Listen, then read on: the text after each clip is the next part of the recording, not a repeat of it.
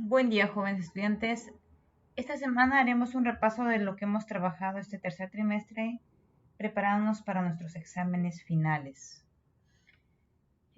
Básicamente hablaremos de los dos últimos temas grandes, que es climatología y antropogeografía. Y recordemos que antropogeografía se subdivide en geografía social, geografía política y geografía económica, que vendrían a ser los temas que vamos a evaluar en este tercer trimestre.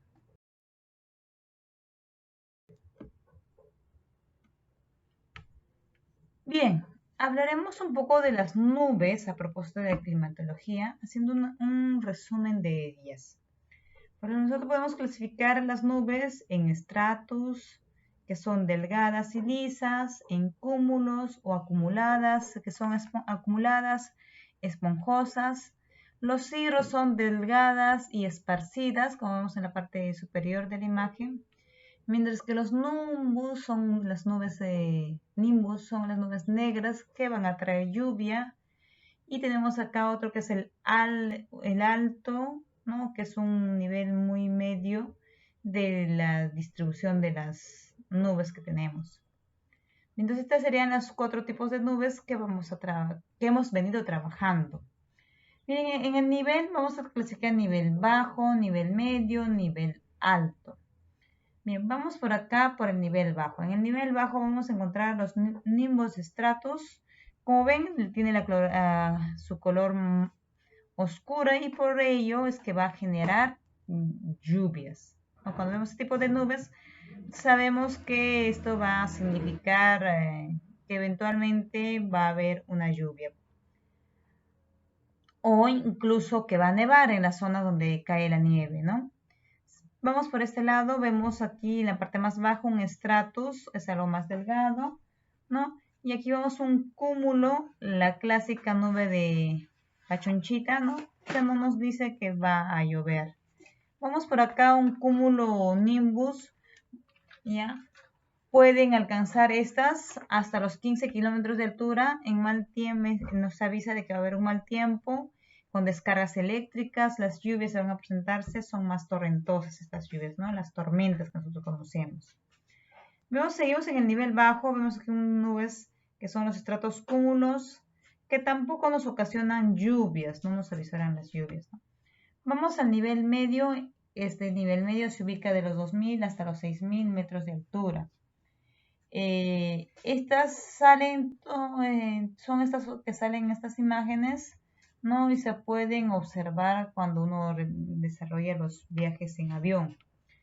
Miren por acá, por ejemplo, tenemos el alto cúmulo, que son como los algodones, ¿no? Aquellos algodones de dulce que quizás en nuestra infancia hemos comido. Y tenemos acá los alto stratus, que va a formar una extensa manta grisácea en el espacio. Luego tenemos las nubes más altas, que se ubican sobre los 6000 metros de altitud, que por ejemplo tenemos acá los cirrocúmulos que parecen mini algodoncitos, ¿no? Son pequeños algodoncitos que los vemos a lo lejos en la atmósfera. Tenemos acá los cirrus stratus, que son casi transparentes y pueden hacerse notar alrededor del Sol, ¿no? Cuando vemos si se presentan alrededor del Sol o en el atardecer piurano, por lo general se dibuja este tipo de nubes con el atardecer piurano. Es clásico en los dibujos que observamos de Piura. Los cirrus que vemos en esta parte derecha son los cirrus que son como plumas delgadas y sedosas. Estos no significan lluvias, como verán aquí. Ahora vamos a hablar sobre la antropogeografía. A ver, la antropogeografía surge con Federico Ratzel en la época moderna, en el siglo XX, donde la geografía ya es una ciencia como tal, porque tiene objeto y método de estudio. Y esta se va a dividirse en geografía social, geografía política y geografía económica.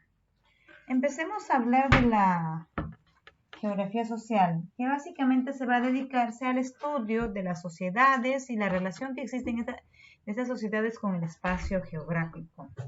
uno de esos indicadores de estudio de la geografía social es, por ejemplo, la causa de la distribución de la población.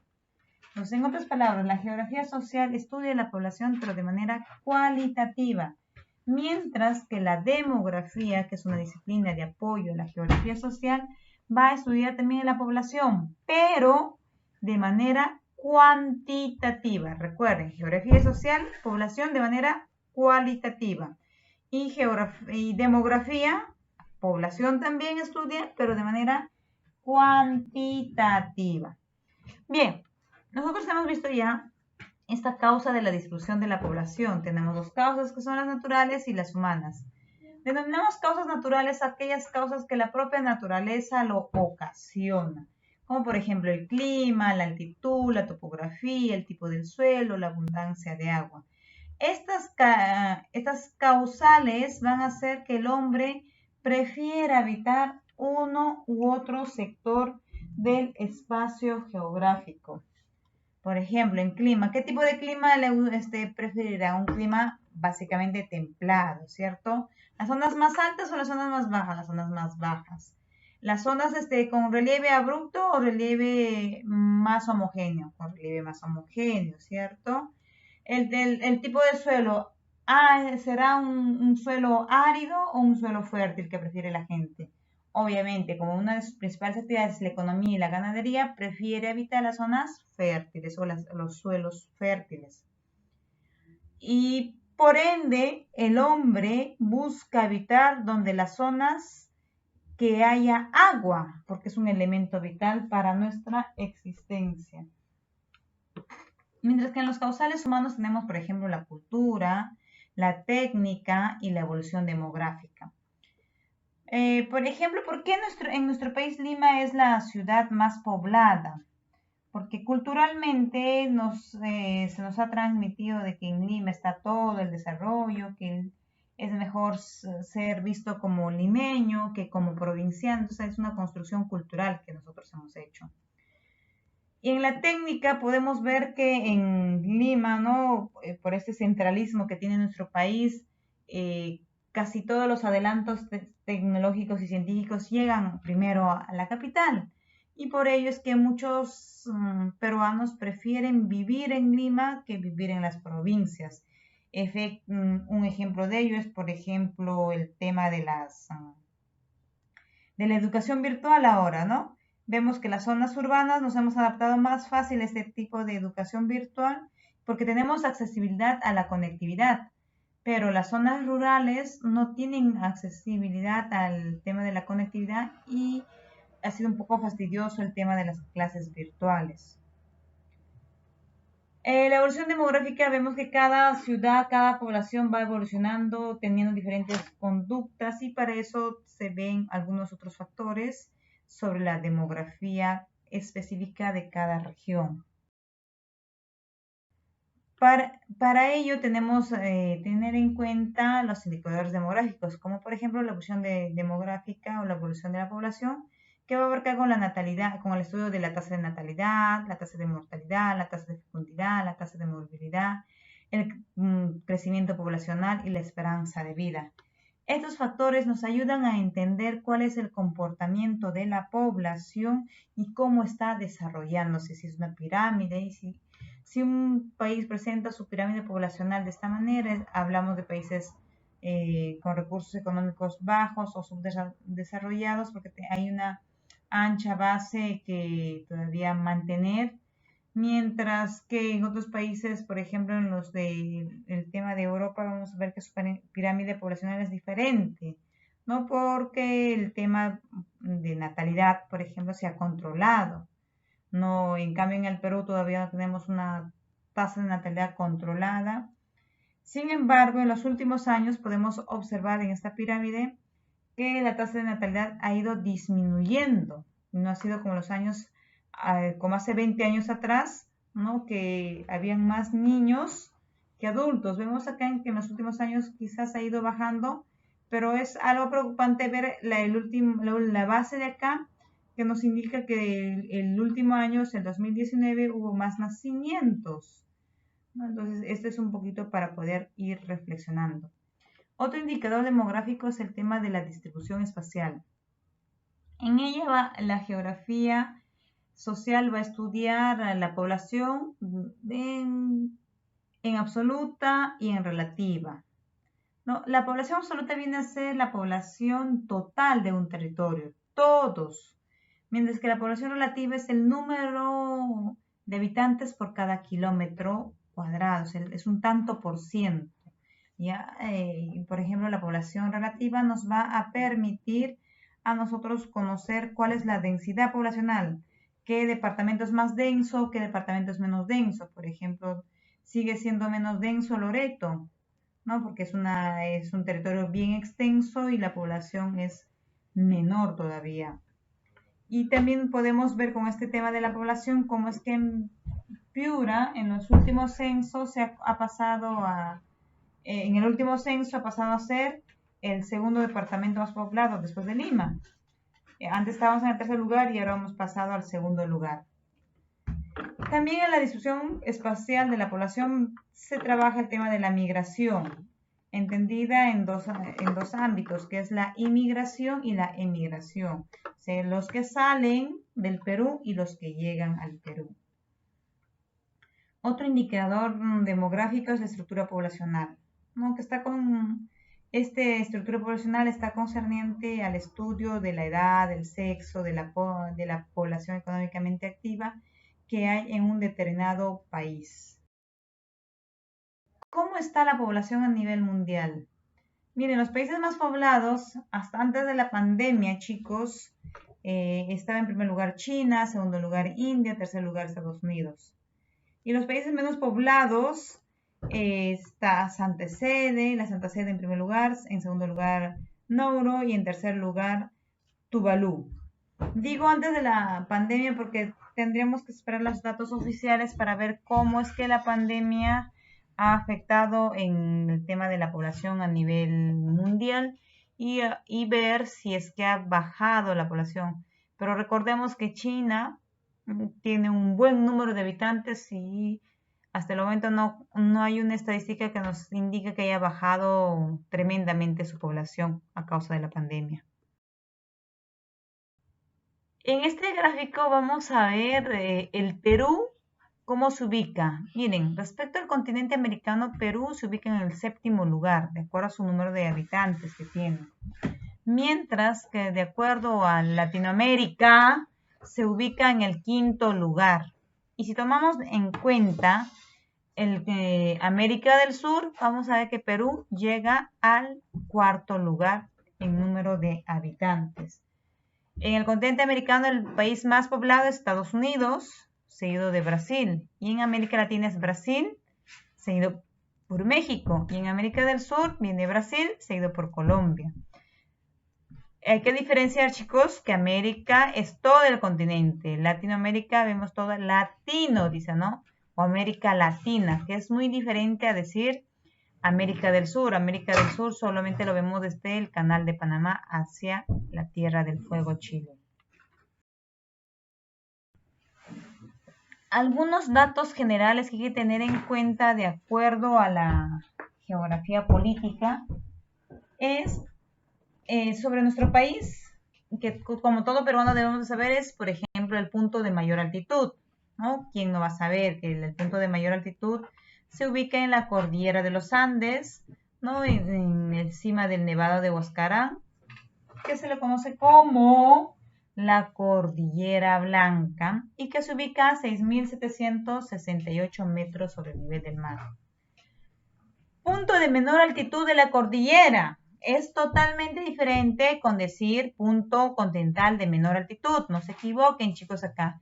Varios de ustedes en las clases que les iba preguntando se iban equivocando entre estos dos aspectos. Vean, esta no dice, la segunda dice el punto de menor altitud de la cordillera, no siendo del Perú, sino de la cordillera de los Andes. En este caso, si te viene esta pregunta en el examen, usted tendrá que marcar, ¿no? El paso de Porcuya a 200 o a 2.144 metros sobre el nivel del mar. Pero si te digo en el examen el punto más bajo del territorio peruano, marcaremos la depresión de Sechura, ¿no? Es el punto más bajo del territorio peruano, la depresión de Sechura, a 34 metros bajo el nivel del mar. Y el punto más profundo del mar peruano la localizamos en la fosa central frente al Callao. El perímetro del territorio continental es de 10.154 kilómetros. ¿Ya? Ese es el perímetro fronterizo de nuestro territorio peruano. Y diremos que tenemos mayor frontera con Brasil, luego de Brasil viene Ecuador, luego viene Colombia, luego viene Bolivia, luego viene Chile. Pero estamos hablando de fronteras con países. Obviamente con quien tiene mayor frontera el Perú es con el litoral, el mar peruano. Ya terminando, hablemos un poco de la geografía económica. Recordemos que la geografía económica va a estudiar las actividades y las etapas del proceso económico, ¿no? Y que estas relaciones del medio ambiente y las condiciones económicas nos pueden permitir desarrollar un régimen político, un sistema económico, tecnologías que se aplican en ese espacio geográfico. Y además, la geografía económica viene a ser la culminación de todos los estudios geográficos. Sabemos que el campo de estudio de la geografía económica se ubica dentro de la geografía humana, también conocida como antropogeografía. Algo importante que debemos de recordar son las divisiones principales de la geografía económica, que se comprende, por ejemplo, por diferentes aspectos, pues el agrícola, la minería, ganadería, la forestal, la pesca, la industrial, y por su extensión podemos clasificarlo en geografía económica general, que va a trabajar la economía a nivel mundial, va a ver cómo es el componente económico, los bloques económicos, por ejemplo, estamos hablando ya de una geografía general. Mientras, por su extensión, hablamos también de geografía regional cuando es un estudio más particular, ¿no? Es un estudio económico de un país o una región. Como vemos en esta imagen que les muestro acá, es un resumen de la economía peruana. Y diremos, ¿no? Por ejemplo, nos vamos hacia el sur y vemos acá exploraciones petroleras, ¿no? Vemos en el mar peruano, vemos navegación, ¿no? De pesca, aquí actividad económica de pesca, aquí por acá vemos a la altura de Ica, algodón, ¿no? Igual hacia el norte nos vamos, mira, aquí también tenemos producción de algodón, y si nos vamos a la sierra vamos a ver que hay básicamente agricultura, pastoreo, agricultura como el maíz, papa, la ganadería también observamos ahí, ¿no? Y en la selva vamos los frutos, la tala de árboles también, el petróleo tiene otra actividad económica. Entonces, este estudio básicamente lo va a hacer la geografía económica regional. Muchas gracias, estudiantes. Espero que les sirva este repaso para que estén preparados para nuestro examen final. Cuídense, bendiciones.